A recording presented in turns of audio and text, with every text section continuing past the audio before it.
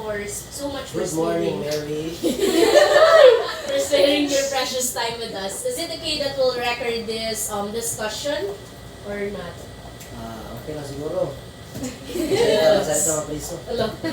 Sige, sir. So, I'm Mary. I am Jason. I am Gabby.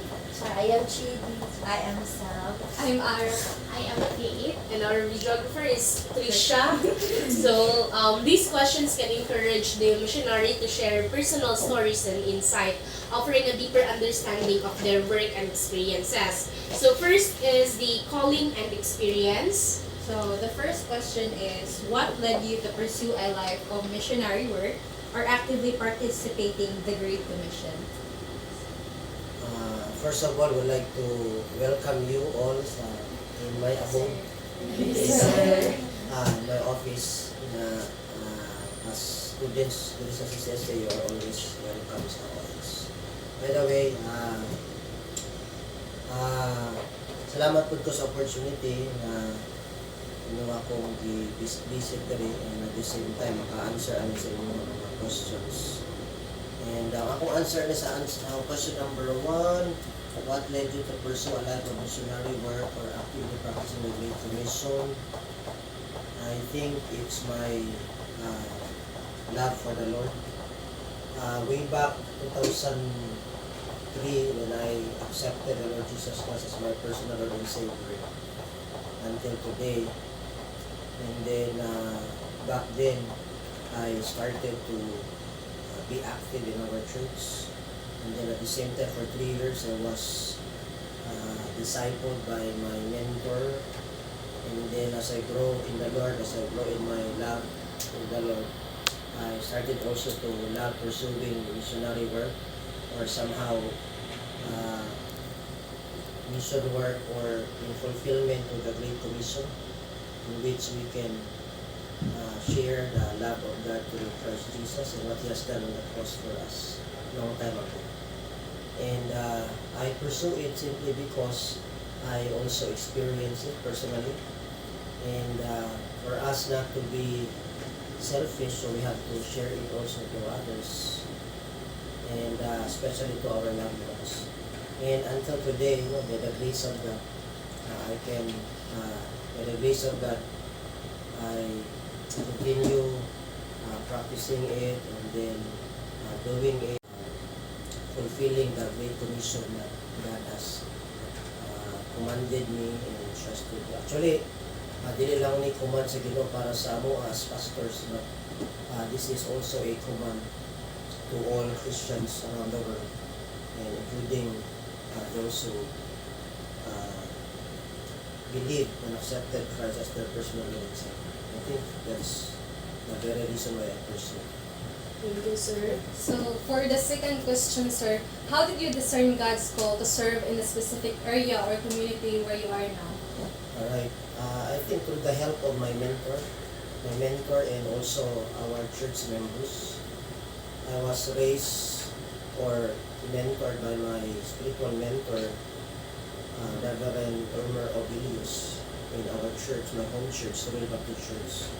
And he is the one, and our members confirm and affirm my calling that the Lord called me into a specific ministry, and that is to pastoral ministry. And before, nag-uban-uban lang ko sa mga pastor. Ang tawag sa ko, evangelist. Uban-uban lang. And then later, as I grow in the Lord, as I uban-uban sa Yaha, and then later, nakita ko na ako, na-confirm na ako akong calling personally. The Lord also blessed me and bestowed me a gift, which is evangelism and then pastoral gift of a pastor. And then through the confirmation of our members na pag magwali ko, mana sila nga na kay gasa ba, bakit yung kamukon, mana man na sila confirm ang mga tao sa itong palibot, dili lang kita. That includes God's people will also confirm, will also affirm that the Lord is really calling me from the ministry. Before I went to our seminar sa SPVTS, sa Sapuan, Southern Philippines Theological Seminary, when I was 18 years old. Nitakas pa ko. Mga 2 years ko nagtago, 2 years ko nitakas. If okay lang ikwento naman. 2 years ko nagtago. And I received my call way back mga, I think, ako edad mga 17, 18, wala na. And then, nisulod ko sa seminary, I think 19 or 20, something like that. And then, nitakas pa ko. At ko sa akong ate, sasabi ako dito for 2 years. Kaya naging inactive ko sa church for 2 years. Kung gibuhat, na-apply ko mga trabaho, na-apply ko sa Minute Burger, pasar ko sa exam, pasar ko sa interview. Pero matingala ko kay, wala kay manawag. And then, I was frustrated. And then, after that, I also got interviewed from kami sa NCC dito. Dire lang office sa una sa Magsaysay. So, after ko NCC, Dicer. Pasar ko sa interview, pasar ko sa exam. Sa English pa ko gamay at ko sa interview nila. Unya, tingala ko after pagka-Monday, pagbalik na ko, wala akong name sa bulletin board. Pero during that time, enrollment na sa seminar. Is that a, sana na, tawag na ito, coincidence or sa ba? But of course, no, sa Ginoo, wala may accident. Yalaw to sa Ginoo na dili ko madawat dito because klaro kayo, very clear ang kung sa Ginoo sa kuha, calling na dito lagi ko seminary. Kaya pasal na ko ito, ibuhat na namin mong part, di ba? Yeah. Nga natingala itong mga kauban ako sa ka-interview, mga gamay pa sa kuha, dili kayo tsuraan. Tingala sila nga, sila ang nadawat. Ang nasa sa Brad, ano mga, how to gani ka, kuhan pa ka, mas angayan gani ka. So I was so frustrated during that time, nagahay ko pa, dulong ko rin. Pero the Lord is really ministering to me, prompting me inside of me na, hindi lagi diha. No? Hindi lagi diha ako gusto sa inyo. Dito pa seminary, pa-enroll dito, because I told you to go to seminary. Nag-refuse lang ko sa Ginoo ba? Ang lesson learned that when we refuse God's calling, na mga consequences po ito eh. Hindi na pag-clear kayo instructions sa Ginoo. So sa akong ka-frustrated, uli ko pa sa kay G. I think, gusto ko sa Ginoo, maragwa ko ganahig yun, mag-absent ko. Kaya gibuhat ko na ako tanan niya, wala akong pangalan. Pero enrollment na seminary. So habang na ako sa dalan, napagtanto na ako na mamalandungan ako na sige Lord, nakayo ko, sige Lord, kung ikaw, hindi kong gi-call dito, basta tabangin lang ko, kaya di ko gusto mamastor, kaya wala ko kayo kwarta na pastor. Ang gusto na ako sa una, manarbaho ko, mga kwartahan na akong gusto sa una. Kaya sa una mag-handler ko manok, sa unang panahon, kung bugoy pa ko, magkoy ginoo sa pinabuhi. So lahat kwartahan na mag-handler ko manok. So ang gusto na akong narbaho, na ito, nakato na Christian ako, hinay i-change sa ginoo ako, and then, ang pagpawalaga, di mo na yung cross material ng utang. So I decided to get enrolled sa seminary na ako sa Buka. Hindi, paabot ako dito, tingala ko kayo, naka-arrange naman, nana kong pangalan dito ba? Na-amaze ko kayo, na pangalan dito, kaya ihatag na akong pangalan sa mga mother church. Kumbaga, ilan akong ihatag dito in advance, mga kanina gusto naman ipa-enroll, ako lang nagtalastakas ba? And then, to make the long story short, na-enroll ko, and then, eskwela ko dito, naka-command ko dito for 6 years. Dili nagbalik-balik, duha ka kurso, 2 years and then 4 years. Dili lalim, kaya alam mo na mo follow ta sa calling sa Ginoo, dili lalim pero fulfilling, dili lalim pero fulfilling simply because the Lord is with you, in you, for you, and then the Lord provided me sa ako kung mga gikinahanglan dito. Pinagi sa church, scholar ako sa church. So ever since college na ko, scholar na ko na, and that's why makasabot ko sa inyo, mga scholar na ko sa itong mga students. Alright, hopefully ang teacher ninyo karon dili pa dala og grado. Yes, sir. Very good. Ay, siyempre para maintain yung scholarship. Okay. Thank you. Walang pa siguro. Next question, sir, is what are the main challenges you face in sharing the gospel in your mission field? I think ang pinaka-challenging dito talaga yung ang mga tao ilang isarado ilahang door para sa inyo hindi sila mapansin i-neglect ba. Pero depende sa strategy. Naman yung sayo ang strategy ka ng, like for example, ka ng mag house to house. So, lagi mga tendency nga ilang saraduhan ng punta, hindi mo pala yun. Pero na yung mga times na one-on-one, mga times na nga na, ang nakita lang na ako, depende sa itong approach. So niya, kini mag-share ka sa gospel, kanyang maayong balita, may tungkol kay Jesus. Hindi mo guni siya lalim na trabaho kay kung mo guni spiritual ba. Pero dili lang sa house to house, dili lang ka ng Bible study, ang pamaagi para ma-share. Dapat pamaagi ng kaparaanan. Sa atong time ko, pwede through video, through FB, social media, and then this sa school setting, through sa atong papanunod. Na atong kineintegrate atong Christian values na sa atong chapel sa mga lahat mga pamaagi. The most challenging ka ng ma-neglect din ito sa mga. Kanang maka-feel ka nga you are neglected by people, may mga share na may matao nga murag dili gusto, something like that. And nakita na ako siguro, dili man siguro sa kuha personal, pero sa uban kita na ako nga ganing sa lack of finances, lack of support. Kaya usay kini magkuhan mo kita, nahalag ko nag-support ko. Alright? Pero dyan sa among church, kay church planting mo na, ako siguro na kung nag-neglect, ako later, bangan na ako dyan ako kasi. Alright? Wala kayo ko'y mga bukat lain na pagdatingan. I think, mga na siguro. So the fourth question, sir, is can you share a memorable experience where you witnessed God working through your ministry? Ano manghilak ang mga tao na ma-change sila kinabuhi? I think that's one of the miracles na makita niyo nga Ginoo ka over sa imong ministry. Empower ka, ginamit ka. And then change life, change perspective, change attitude. Usap ang tao. I think that's the memorable experience na ako na-share. Kita na ako na yung mga tao na-change. Kaya isultihan niyo mo mahin sa Ginoo. Tuluan niyo mahin sa Ginoo. Of course, through His words. Kapag ang tao mag-dig deeper sa Bible, mausap mo ginang kinabuhi. And I think one of the pinaka-the best na memorable experiences na ako sa doing ministry. Parang na yung mga mabago ang kinabuhi, nakita niyo mga ang Ginoo is really working sa ilang life. Gamit lang tas Ginoo. Ang Ginoo yun ang mga baptisan ko. At least lahat ginagamit ang nahimot ang channel of blessing and nahimot ang instrument sa iba. So for the fifth question, how do you balance addressing spiritual needs with meeting physical and social needs in your community? How do you balance spiritual needs sa ilang physical and social needs? Importante lang nga maging friendly. Una-una, no, maging friendly. Ang atong approach na ito, dapat friendly ka.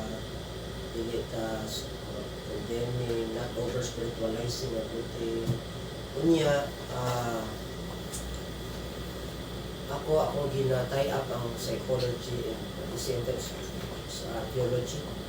Of course, psychology sa study of human mind, will, emotion, behavior. We are dealing with people, psychological beings. We are dealing with people na emotions. So, ang akong ginabuhat, kung sa ang ilahang ginatay up na ako ang psychology and then theology, kung sa kinahanglan nila emotionally, physically, i-attend sa nato na pasukan nato spiritual. I find it as more effective. Example, na ay mga tao nga nagutom. Di man na pwede doon nga itong over-spiritualize na puan lang nato na mawala na yung gutom. I don't think so. So we have to attend first his or her manginahanglan. Diba? Kung physical, gutom siya. Kasi natin pang pakapi sa iya, pakapihon sa nato siguro. Pakapihon, paimon, pakaunan sa tabangan sa kanalila. And then at the same after anak, pag mahimasmasan na siya, okay na siya physically, gusto mo na siya. Saka na ito ministry yun. And then, importante po nga bilang minister, malupot ang lagi ko ito, mga amigo ta. Kaya sa mong kuwan sa bako, ang mga bugoy niya, sa bako na sa mental, ang pioneering church na ang among surrounding, mga yung people niya, mga bugoy niya, kadula na ako basketball. Kadula na ako sa basketball. Kanya, pero wala sila ko, kadula ko rin ng isagol na yung pastor, kaya bugoy na sa una. So, nakasalamat po sa Ginoo kay nakagi ko bugoy at makasabot ka sa mga bugoy, marilate ka sa mga. That's how I balance siguro sa labi na sa community ng po. Alright. So, and thank you, sir. Sa cross-cultural engagement and reflection, sir. So, what strategies do you use to build relationships and share the gospel in a way that is culturally sensitive and respectful po? In terms of strategy, siguro friendship kay kung mo gina friendship strategy. In other words, mga amigos ako, and then establish akong rapport sa mga tao na makabuild kong relationship. Sabot na tanan naman na sa interpersonal relationship. Para makabuild ka relationship, pag makabuild ang relationship, makashare na ka sa gospel. Alright? Makashare ka sa gospel. And then people will listen to us. People will embrace us, embrace our teaching siguro in such a way na kita ko nila sa ito, life ko, no? Alright? I think, no? Siguro sa mga matag na ko sa teaching. Another question, sir. How has your understanding of God or the gospel deepened through your interactions with people from different cultures?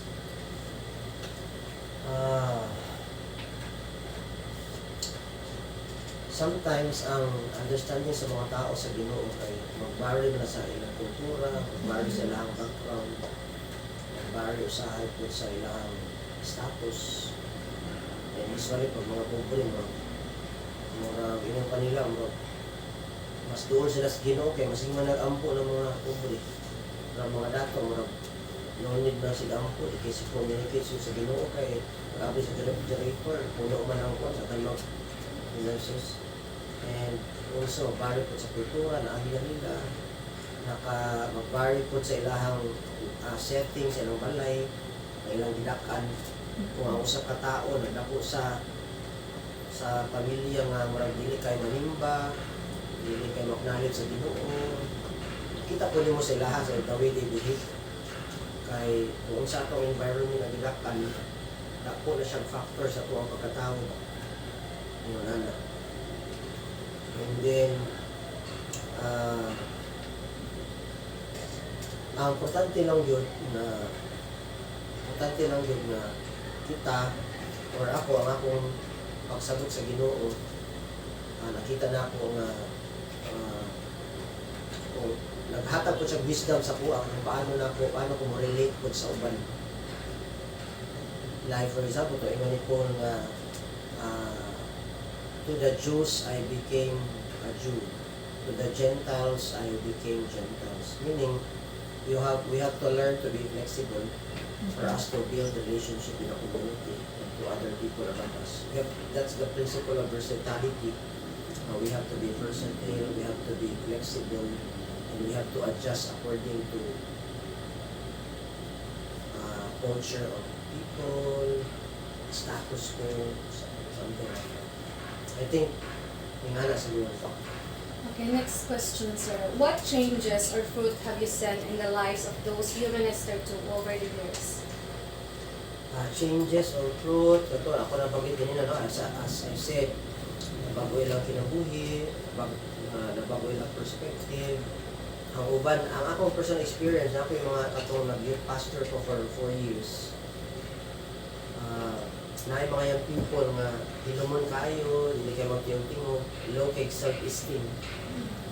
Pero pinagis akong pag-encourage, akong style, kaya nang Christian na ka na atong mga makita na ako nga anang hinayon, atong mga hinumon, low kay self-esteem, ito kung ano na gina-push up, gina-encourage. So ang approach nato, importante yung kayo na Kay na according sa ilang temperament and personality kay sa masuko ang guning uban minister oh bilo mo no tingog si ko nga na gyud na sila kay that's according they behave according to their temperament.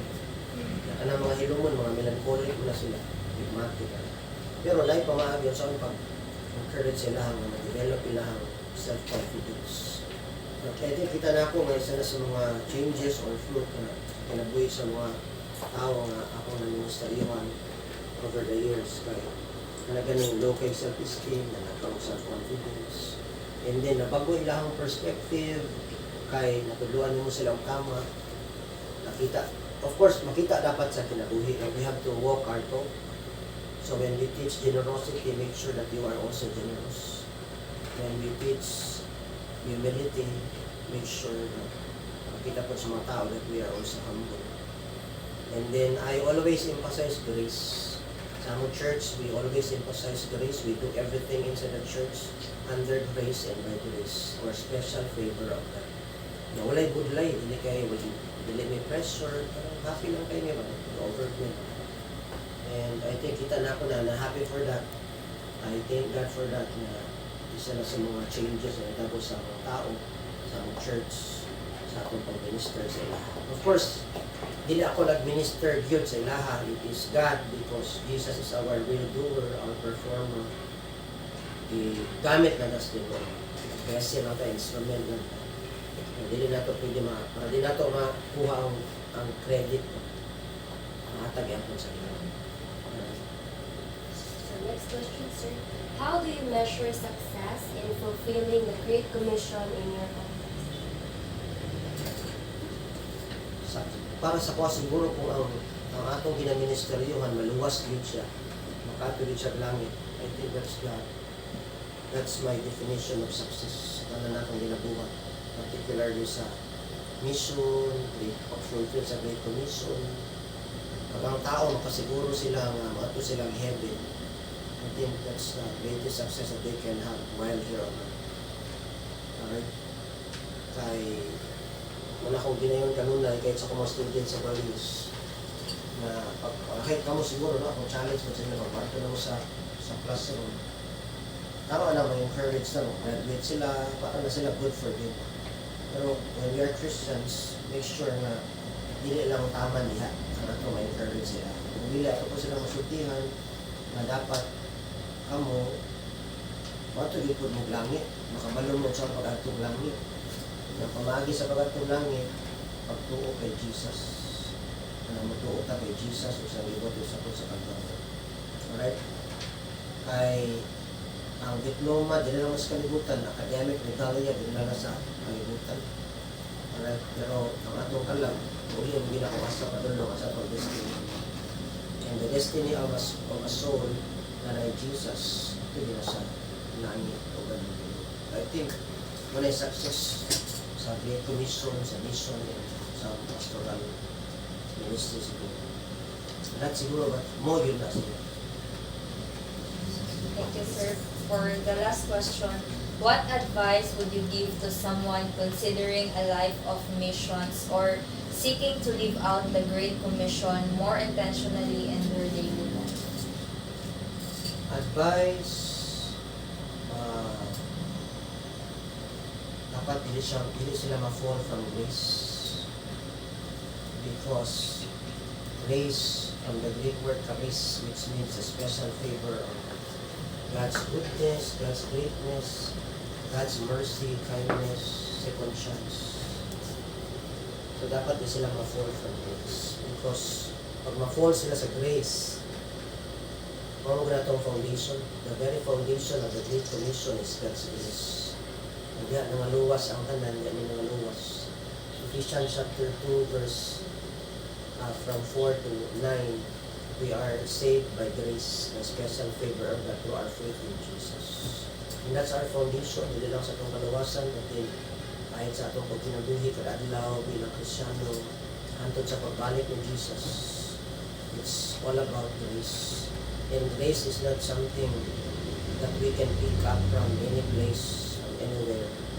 It's not a mere word, it's not a mere expression, but grace is the very person of the Lord Jesus Christ. whom we love, whom we accepted and believe, and through Him, we have eternal life. And that's why, dapat yun, di sila ma-fall from grace. Tutok din sila sa grasya, and grace is the Lord Jesus Christ. And tanan mo overflow, ano? Okay. Okay, so I think that would be all. Thank you for giving us the opportunity to interview you. There are really words that really struck me, especially when you said, when you refuse God's calling, there are really consequences. And I believe all of us really felt that before. And yeah, God has really a plan for us He has really plans for us, every one of us. And though the journey, it might not be easy for us, and also like what you said in your journey, it will be fulfilling. So we are really thankful for your words today. We were really touched by your story, and we really appreciate your time and effort today, sir. Thank you, sir. Thank you also. Thank you for your time. Thanks for visiting, and you are always welcome here in our office. Thank you, sir. God bless. Pastor Ben. Bye, sir.